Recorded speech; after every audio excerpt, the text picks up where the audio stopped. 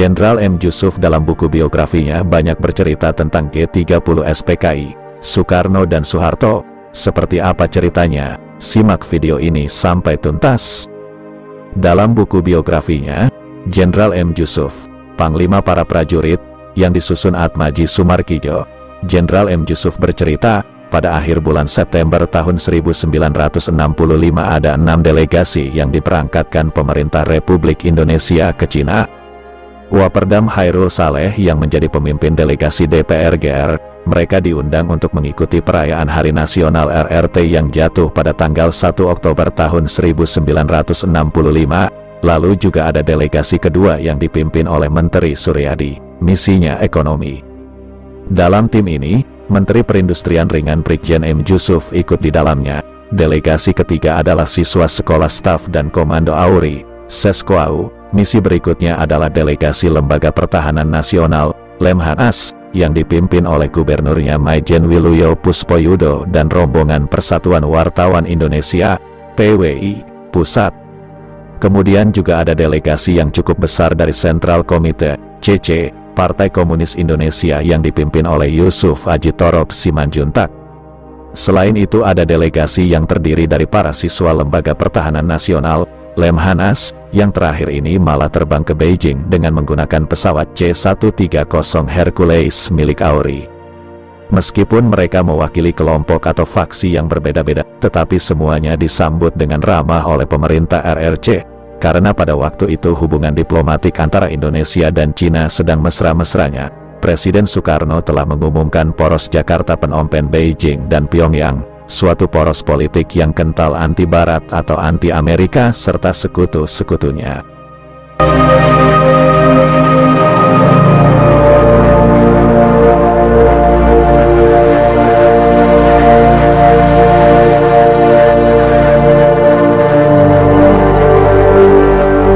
Para delegasi asal Indonesia tersebut ditempatkan di penginapan atau guest house yang berbeda-beda. Tetapi yang pasti staf KBRI atas perintah Dubes Jawoto lalu meminta para anggota delegasi Indonesia itu menyerahkan paspor mereka untuk disimpan di tempat yang aman di gedung KBRI.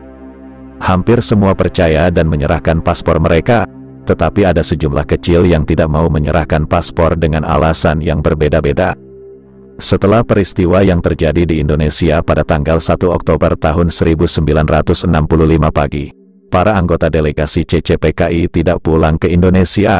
Demikian juga Duta Besar Jawoto tetap tinggal di sana, meskipun kemudian diberhentikan dari jabatannya karena tidak mau memenuhi panggilan dari Departemen Luar Negeri untuk pulang ke tanah air. Jawoto sendiri akhirnya meninggalkan Beijing dan tinggal di Belanda sampai meninggalnya. Ketika itu, salah satu di antara sedikit orang yang menolak untuk menyerahkan paspornya adalah Menteri M. Yusuf. Saya tidak pernah menyerahkan paspor kepada orang lain, alasan Jenderal Yusuf. Tetapi yang lain dengan suka hati menyerahkan paspornya karena masuk akal kalau paspor itu disimpan di Kedutaan Besar Republik Indonesia yang tentunya mempunyai brankas, apalagi Duta Besar Jawoto adalah orang yang dikenal baik hubungannya dengan sebagian anggota delegasi. Acara perayaan Hari Nasional RRC pada tanggal 1 Oktober tahun 1965 berjalan dengan meriah, dan delegasi Indonesia mendapat perlakuan istimewa karena merupakan kawan terdekat dalam poros Jakarta Phnom Penh Beijing. Pyongyang yang anti Amerika Serikat, tetapi beberapa jam setelah itu, sebagian besar rombongan mendapat informasi dari tuan rumah bahwa di Jakarta telah terjadi suatu gerakan untuk menyelamatkan Bung Karno. Menteri M. Yusuf mendapat informasi dari dua sumber, satu informasi yang seragam dari pihak Cina, dan satu lagi informasi lebih akurat mengenai apa yang sesungguhnya terjadi di Jakarta. Termasuk yang menerima informasi yang seragam tadi adalah Ketua Rombongan, Waperdam Hairul Saleh. Keesokan harinya, Hairul Saleh berusaha untuk bertemu dengan Perdana Menteri Chou En-lai, tetapi permintaan tersebut ditolak. Setelah itu, Hairul Saleh dengan berbagai cara berusaha mencari cara untuk pulang ke Indonesia secepatnya.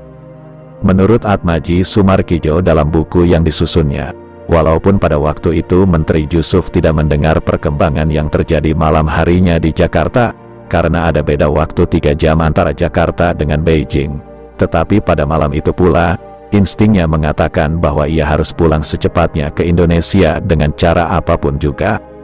Rencana ini dikemukakan kepada sejumlah anggota Lemhanas, tetapi persoalannya paspor-paspor mereka disimpan di KBRI yang sudah tutup sejak sore hari. Brigjen Jusuf lalu bersama seorang anggota delegasi akhirnya memutuskan untuk pulang. Satu-satunya alat transportasi yang ada ialah kereta api. Pesawat terbang untuk penerbangan domestik praktis tidak ada, dan penerbangan ke Hong Kong jadwalnya amat langka. Kereta api pun perjalanannya bersambung-sambung dari ibu kota negara sampai ke Guangzhou, jaraknya sekitar 2000 km dan ditempuh dalam 2 hari 1 malam. Kereta api sambungan kemudian berhenti beberapa ratus meter sebelum sampai ke perbatasan dengan Hong Kong yang dijaga ketat. Pada hari yang normal, biasanya banyak buruh yang membawa barang atau koper para orang asing, tetapi pada hari itu tidak ada satupun orang yang menawarkan diri membawa koper kedua orang Indonesia itu. Terpaksa Menteri Jusuf memikul kopernya sendiri hingga masuk ke wilayah Hong Kong. Dari sana mereka naik kereta api hingga kota dan langsung ke kantor Konsulat Jenderal Republik Indonesia di Hong Kong yang dikenal baik. Brigjen Jusuf minta agar ia dicarikan pesawat tercepat untuk pulang ke Indonesia, dan kebetulan sebuah pesawat Garuda Indonesia Airways dari Tokyo akan tiba di Hong Kong untuk melanjutkan perjalanan ke Jakarta. Pesawat jenis Lockheed Electra berbaling-baling 4 itulah yang membawa pulang Brigjen M. Jusuf ke Jakarta. Dari Konjen Republik Indonesia, Jusuf mendengar serba sedikit situasi di Jakarta, tetapi kebanyakan adalah dari berita-berita BBC London dan Radio Australia, meskipun sumber informasinya adalah dari RRI di Jakarta, termasuk berita tentang diculiknya sejumlah perwira tinggi TNI AD. Menteri Jusuf hanya dipesankan untuk berhati-hati berhubungan setibanya di Jakarta.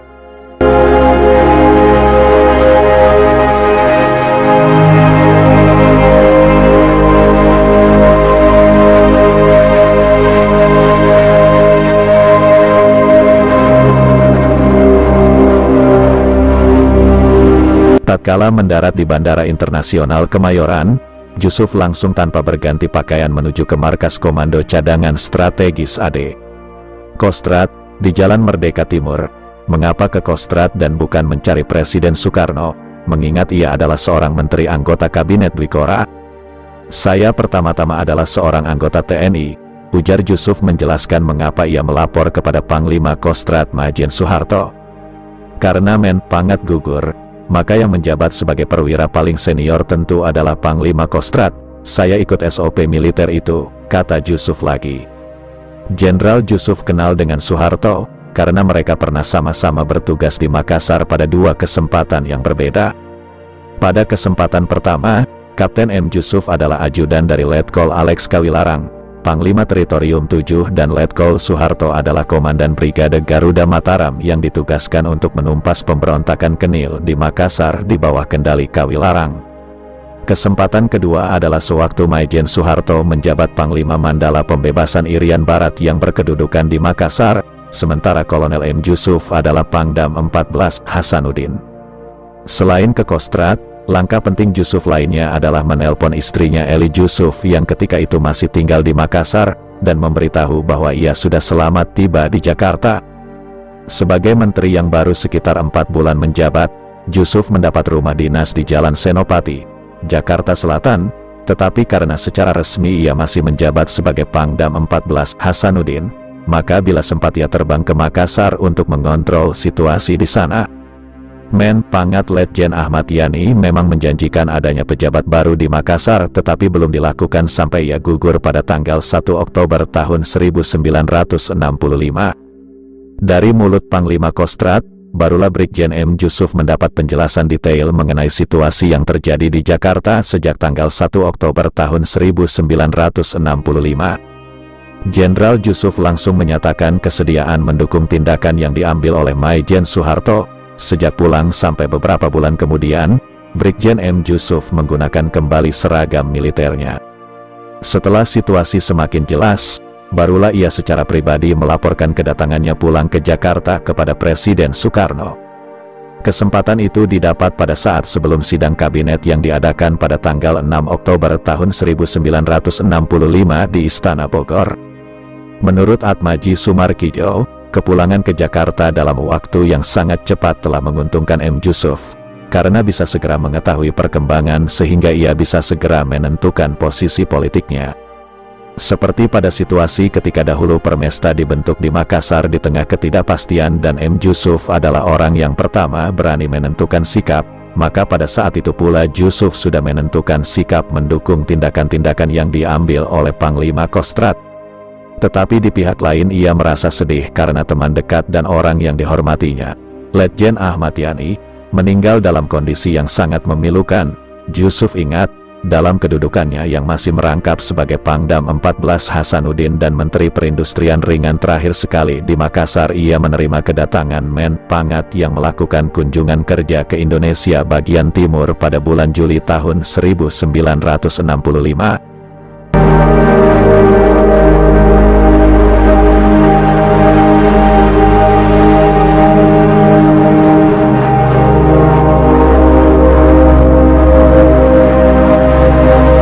Sementara itu sisa rombongan Lemhanas termasuk Waperdam II Hairul Saleh baru bisa kembali dari Cina beberapa hari setelah kepulangan M. Yusuf, yaitu pada tanggal 8 Oktober tahun 1965. Karena itu, maka Hairul Saleh tidak bisa hadir dalam sidang kabinet di Istana Bogor, yang dilangsungkan pada tanggal 6 Oktober tahun 1965. Atmaji Sumarkijo mengatakan boleh dikatakan Brigjen M. Yusuf menjadi salah satu tim awal yang membantu Maijen Soeharto. Kemudian sekali setelah menjadi Men Pangat, Jenderal Soeharto membentuk tim asistensi bidang politik dan ekonomi. M. Yusuf termasuk dalam tim di bidang politik. Setelah peristiwa 11 Maret tahun 1966, tim itu diketuai oleh Maijen Basuki Rahmat. Sebelumnya, M. Yusuf berkantor bola-balik dari kantor kementerian yang dipimpinnya di Jalan Kebon Sirih dan markas Kostrad di Jalan Merdeka Timur. Brigjen M. Yusuf adalah satu-satunya orang Indonesia yang berangkat ke RRC dan tidak harus melalui interogasi oleh pihak aparat keamanan. Padahal semua anggota rombongan resmi Waperdam III dan rombongan Lemhanas diharuskan melalui proses bersih diri dan membuat pernyataan tertulis. Bahkan kemudian Hairul Saleh ditahan pada tanggal 18 Maret tahun 1966 bersama sejumlah menteri lainnya. Di Kostrad, M. Yusuf malah sering diminta mewakili Soeharto untuk menerima tokoh-tokoh masyarakat yang berdatangan, termasuk diantaranya menerima sumbangan dan bantuan spontan dari sejumlah organisasi kemasyarakatan. Menurut Atmaji Sumarkijo, pada awal tahun 1966, Men Pangat Letjen Soeharto mengalami kesulitan untuk membujuk Presiden Soekarno agar membubarkan PKI. Meskipun pada Desember tahun 1965, Presiden Soekarno selaku Panglima Besar Komando Operasi Tertinggi, Koti, menunjuk Letjen Soeharto sebagai Panglima Komando Pemulihan Keamanan dan Ketertiban, Kopkamtib, tetapi kewenangan Komando Ekstrajudisial itu tidak sampai menyentuh soal pembubaran PKI. Dan hanya mempunyai kewenangan menangkap siapapun yang dicurigai terlibat dalam pemberontakan itu dan terlibat dalam PKI serta organisasi-organisasi di bawah kendali PKI. Karena pada waktu itu tidak banyak tokoh yang cukup dekat dengan Presiden Soekarno tetapi dipercaya oleh TNI AD, maka akhirnya yang mendapat tugas untuk membujuk Bung Karno selain Men Pangat adalah Brigjen M. Yusuf. Pak Harto kemudian menginstruksikan siapapun tidak boleh melakukan hal itu kecuali aku dan ia sendiri, kata Jenderal Yusuf. Menurut Atmaji Sumarkijo, pendekatan yang dilakukan oleh kedua orang jenderal itu tentu berbeda, sesuai dengan kultur dan adat istiadat masing-masing. Secara personal, Brigjen M. Yusuf lebih dekat dengan Presiden Soekarno dibanding Soeharto yang meskipun berkedudukan di Jakarta sebagai Panglima Kostrad tetapi tidak pernah berhubungan langsung dengan Soekarno. Tetapi nama Soeharto bukan tidak dikenal Bung Karno, karena di era Republik Yogyakarta dahulu, dengan pangkat Letkol, Bung Karno pernah mengirim surat kepada Letkol Soeharto, dan karena pengalamannya itu Bung Karno pernah menjuluki Soeharto sebagai opsir yang keras kepala. Sebagai Panglima Mandala Pembebasan Irian Barat, Maijen Soeharto juga ikut dalam rapat-rapat di istana tetapi pembicaraan antara keduanya sebatas permasalahan saja. Sebaliknya, M. Yusuf dikenal namanya oleh Bung Karno sejak M. Yusuf menjabat Pangdam Hasanuddin di Makassar dan beberapa kali menghadap Bung Karno. Yang memperkenalkan Brigjen M. Yusuf kepada Bung Karno adalah Men Pangat Ahmad Yani, sahabat dekat Yusuf. Yusuf pernah pula menjadi tuan rumah bagi presiden, termasuk ketika terjadi insiden di Jalan Cendrawasih, Makassar. Bahkan anak-anak Bung Karno, di antaranya Megawati Soekarno Putri, pernah menginap di rumah Yusuf di Jalan Sungai Tangka.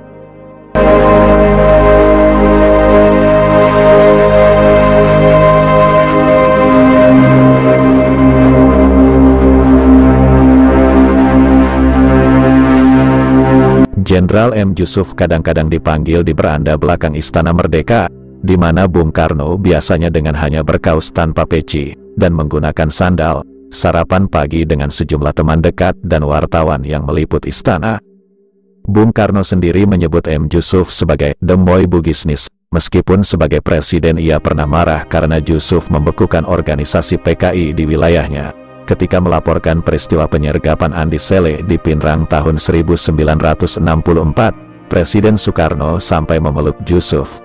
Tidak mengherankan, dalam suasana santai, Bung Karno berbicara dalam campuran bahasa Belanda dan bahasa Indonesia kepada M. Yusuf. Dan, mungkin karena itu, maka M. Yusuf dijadikan menteri dalam kabinet Dwikora. Sebaliknya dialog dan tatap muka intensif Soeharto dimulai 2 hari setelah meletusnya peristiwa G30S PKI pada dini hari 1 Oktober tahun 1965. Pertemuan pertama terjadi pada tanggal 2 Oktober tahun 1965 ketika Presiden Soekarno memanggil Maijen Soeharto untuk menghadapnya di Istana Bogor. Menurut catatan Presiden Soeharto sendiri, antara 2 Oktober tahun 1965 hingga 11 Maret tahun 1966, ia pernah mengadakan dialog dengan Presiden Soekarno sampai sekitar 10 kali. Sejak Oktober tahun 1965 sampai 11 Maret tahun 1966, lebih dari 10 kali saya bertemu dengan Presiden Soekarno, diantaranya ada yang disaksikan oleh orang lain. Tetapi selebihnya pertemuan 4 mata, kata Soeharto. Memang Soeharto tidak menyebut siapa yang dimaksud dengan kata orang lain itu, tetapi menurut penuturan M. Yusuf, dari kalangan perwira TNI AD, hanya Men Pangap Soeharto dan M. Yusuf sajalah yang sering bertemu dan berdialog dengan Presiden Soekarno. Walaupun ada beberapa perwira tinggi lain yang dipanggil oleh Presiden Soekarno, tetapi mereka tidak termasuk yang berada di bawah komando Letjen Soeharto. Karena dialog intensif dilakukan setelah peristiwa Gestapo, tentu saja sifat dan suasana dialog berbeda dengan apa yang dialami oleh M. Yusuf di era sebelumnya. Dialog yang terjadi adalah Letjen Soeharto dengan Presiden Soekarno berjarak, karena ada perbedaan dan pandangan dasar yang berseberangan. Menurut penuturan Soeharto, dalam salah satu pertemuan mereka berdua, sesudah pertemuan 2 Oktober tahun 1965 di Istana Bogor itu, Bung Karno pernah bertanya, "Saya ini mau kamu apakan?" dalam bahasa Jawa. Jawaban yang diberikan oleh Letjen Soeharto adalah ia akan bersikap mikul dhuwur mendem jero, yang secara sederhana bisa diartikan akan menghormati dan menjunjung tinggi nama baik orang tua, dan sebaliknya segala kekurangan orang tua tidak perlu ditonjol-tonjolkan, kekurangan itu harus dikubur dalam-dalam. Beliau mempunyai satu pendirian, saya mempunyai pendirian lain. Tetapi saya tidak menentang begitu saja, namun juga tidak patuh begitu saja. Saya sebagai bawahan sebenarnya harus taat, apa yang diperintahkan seharusnya saya patuhi. Tetapi saya sebagai pejuang tidak mungkin patuh begitu saja, kata Soeharto. Menurut Atmaji Sumarkijo, apapun cara dan gaya untuk berkomunikasi dengan Presiden Soekarno, tetapi bottom line-nya adalah meyakinkan Bung Karno bahwa PKI harus dibubarkan. Sebaliknya, Presiden enggan membubarkan Partai Komunis tersebut karena terbelit oleh komitmen serta doktrin Nasakom atau nasionalisme, agama dan komunisme yang amat dibanggakan kepada orang-orang luar negeri. Padahal sejak pertengahan Oktober tahun 1965 gerakan berbagai organisasi masyarakat semakin mengerucut dalam bentuk tuntutan kepada pemerintah agar membubarkan PKI yang dituduh merupakan penanggung jawab dari pemberontakan G30S itu. Pada bulan Desember tahun 1965 para menteri negara bidang perekonomian bersidang non-stop di Istana Cipanas untuk merumuskan kebijakan perekonomian nasional. Hasil-hasilnya kemudian disampaikan ke Presiden untuk dilaksanakan. Salah satunya, pada tanggal 13 Desember tahun 1965, keluar keputusan untuk melakukan pemotongan uang rupiah atau sanering Rp1.000. Artinya setiap kelipatan Rp1.000 menjadi Rp1 uang baru. Masyarakat dipersilakan menukar uang mereka di lokasi-lokasi yang ditentukan. Pemerintah kemudian terpaksa menaikkan harga bahan bakar minyak, BBM, yang akibatnya menyebabkan ongkos transport bis umum di Jakarta juga harus naik. Kekesalan generasi muda terhadap pemerintah memuncak. Pada 10 Januari tahun 1966, para aktivis mahasiswa di Jakarta dalam apel di halaman Fakultas Kedokteran Universitas Indonesia di Salemba, Jakarta Pusat, mengumumkan tekad mereka yang kemudian populer dengan sebutan Tri Tuntutan Rakyat, Tritura, yaitu pertama, pembubaran PKI dan ormas-ormasnya, kedua, pembersihan kabinet dari unsur-unsur G30S PKI, ketiga, turunkan harga barang-barang. Gerakan mahasiswa itu kemudian semakin menyatu ketika dibentuk Kesatuan Aksi Mahasiswa Indonesia, KAMI, yang beranggotakan para mahasiswa di sejumlah kota besar di Indonesia, terutama di Jakarta, Bandung, Yogyakarta, dan Surabaya. Organisasi KAMI menggerakkan berbagai unjuk rasa besar yang dilakukan terutama di Jakarta dan Bandung. Tidak saja mahasiswa yang kemudian turun ke jalan, tetapi juga para pelajar SMP dan SMA, mereka meninggalkan kegiatan belajar mereka dan ikut turun ke jalan dikoordinasi oleh para mahasiswa. Tentu saja semua itu menyulut ketidaksenangan Presiden Soekarno yang merasa bahwa unjuk rasa anak-anak muda itu sudah bersifat personal ditujukan kepadanya. Ketika Presiden Soekarno menyelenggarakan sidang Kabinet Dwikora di Istana Bogor pada tanggal 15 Januari tahun 1966, sejumlah tokoh pimpinan KAMI, antara lain diwakili oleh Mari Muhammad, Kosmas Batubara, Abdul Ghafur, Liem Bian Coen, David Napitupulu, dan lain-lain diundang untuk hadir.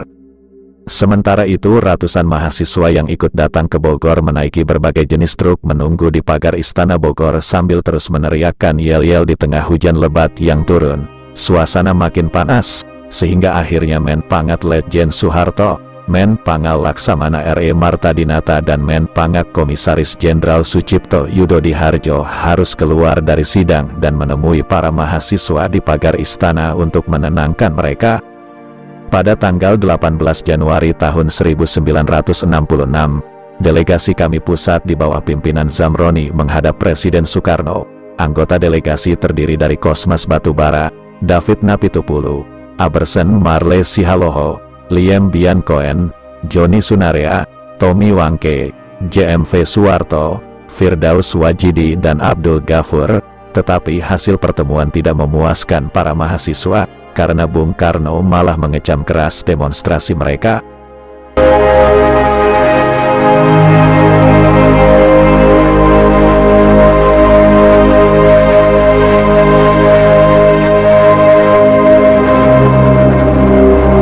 Dalam situasi kritis antara November tahun 1965 hingga Februari tahun 1966 itulah, secara bergantian Brigjen Jusuf dan Men Pangat melakukan pembicaraan-pembicaraan tatap mata dengan Presiden Soekarno.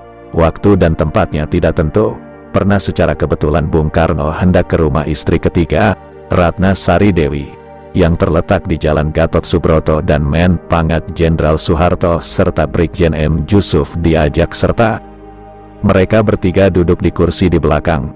Paling kanan duduk Letjen Soeharto, di tengah Bung Karno, dan di kiri M. Jusuf. Ketika mobil melewati Jalan Merdeka Barat yang waktu itu belum selebar sekarang sambil menunjuk ke Monumen Nasional, Monas, yang belum selesai dibangun, Presiden Soekarno berkata, "Bapak cuma mau titip itu kepada kalian berdua." Kemudian tangannya menepuk paha kedua perwira tinggi TNI itu. Jusuf terdiam dan terharu mendengar ucapan Bung Karno itu, meskipun ia tidak bisa menangkap arti dari kalimatnya itu. Bahkan Letjen Soeharto pun tidak memberikan reaksi. Meskipun cukup banyak dialog dilakukan, tetapi ketika menyentuh substansi dari permasalahan yang dihadapi, yaitu pembubaran PKI, maka komunikasi jadi mandek karena Presiden Soekarno tidak mau mendengarkannya. Alasan yang dikemukakan kepada Letjen Soeharto maupun Brigjen Jusuf pada pokoknya adalah sama. Saya kasihan melihat beliau terjebak pada ucapannya sendiri sehingga ketika menyangkut PKI tidak bisa bersikap tegas, cerita M. Yusuf yang ingat bagaimana ia sampai dimarahi oleh Presiden Soekarno ketika dahulu membekukan PKI di wilayah Sulawesi Selatan dan Tenggara. Rupanya selain melalui dialog dengan Bung Karno yang dilakukan oleh hanya dua perwira TNI yaitu Letjen Soeharto dan Brigjen M. Yusuf, staf Men Pangat juga menghubungi sejumlah orang lain yang dianggap dekat dengan Bung Karno dengan tujuan yang serupa membujuk Presiden agar mau membubarkan PKI, itu saja. Menurut penuturan Has Jim Ning dalam biografinya, ia dan pengusaha Dasaat pernah diminta oleh asisten 7 Men Pangat Maijen Alamsyah Ratu Prawira Negara untuk juga membujuk Presiden Soekarno agar mau membubarkan PKI.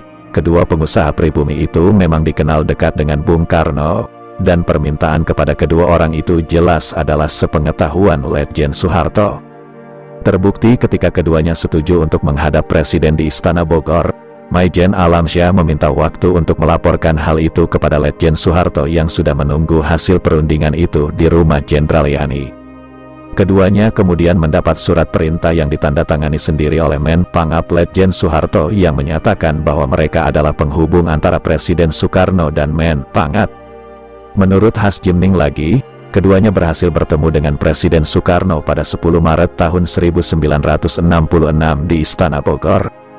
Sementara itu Alamsyah Ratu Prawira Negara dalam biografinya mengakui bahwa dialah yang mengusulkan kepada Letjen Soeharto agar mempergunakan pihak ketiga untuk menjelaskan dan meyakinkan Bung Karno. Orang yang diusulkan itu adalah Dasaat, seorang pengusaha besar yang diketahuinya dekat dengan Presiden Soekarno sejak zaman penjajahan Belanda. Baik versi Has Jim Ning maupun versi Alamsyah sama dalam masalah pesan yang disampaikan kepada Presiden Soekarno. Bahkan menurut Alamsyah yang mendapat cerita itu dari Dasaat dan Has Jim Ning, dalam dialog itu Bung Karno menjadi marah dan melempar asbak kepada Has Jim Ning sambil berkata, "Kamu juga sudah pro Soeharto."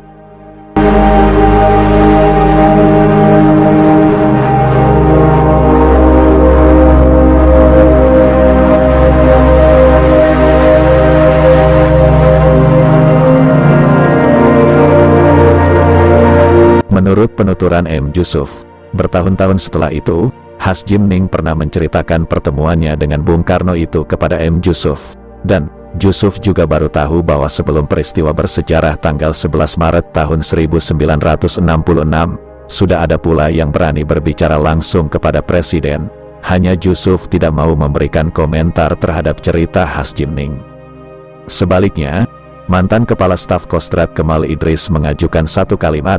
Katanya, kalau saya tarik pasukan itu dari istana, Bung Karno tidak akan lari kan? Dengan kata lain, Kemal ingin mengatakan, kalau pasukan liar, yang berada di bawah komandonya ditarik dari sekeliling istana belum tentu ada super semar. Seperti diketahui, Brigjen Kemal Idris pada waktu itu mengerahkan sejumlah pasukan dari RPKAD untuk mengepung istana. Tujuan utamanya adalah menangkap Subandrio yang ditengarai bersembunyi di kompleks istana.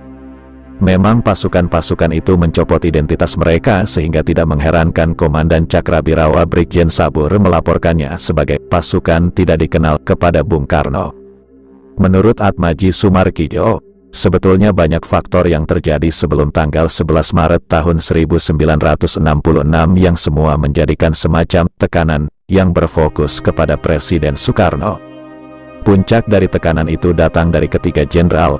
Masih menurut Atmaji Sumarkijo, bila tidak ada dialog dengan Letjen Soeharto dan Yusuf yang dilakukan jauh sebelumnya, tidak ada masukan dari orang seperti Has Jim Ning dan tidak ada pasukan tak dikenal yang mengepung istana, pasti peristiwa di Bogor tidak terjadi.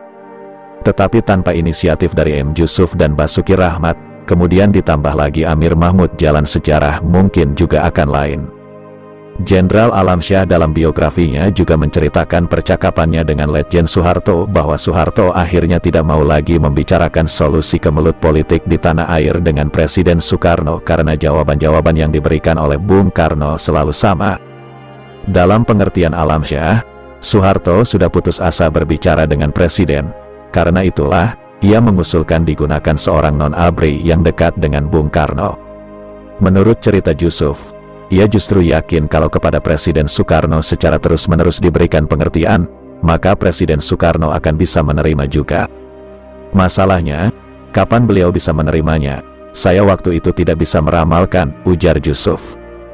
Dan, Jusuf juga ragu bahwa Presiden Soekarno akan membuka permasalahan ini di sidang, lebih-lebih melihat ego dan percaya dirinya yang begitu besar. Kalaupun Bung Karno akan meminta opini pihak lain, maka pasti dikemukakan dalam pertemuan yang lebih kecil, itu pun dengan orang-orang yang dikenalnya dengan baik. Yang jelas Jusuf juga memahami posisi Menpangat Letjen Soeharto yang amat terjepit karena para mahasiswa dan pelajar yang dimotori oleh kami terus-menerus melakukan demonstrasi di jalan-jalan. Front Pancasila yang dipimpin oleh Subhan ZE juga mendesak Letjen Soeharto agar berani mengambil tindakan terhadap PKI. Sementara itu, di kalangan TNI AD ada kelompok Raja Wali, yang antara lain pemukanya adalah Kemal Idris, HR Darsono, dan Sarwo Edi Wibowo juga mendesak Menpangat untuk bertindak tegas dan keras terhadap Presiden Soekarno. Sementara itu, seperti pengakuannya, Letjen Soeharto menolak untuk melakukan tindakan yang bisa dinilai melawan atau mengambil alih pemerintahan.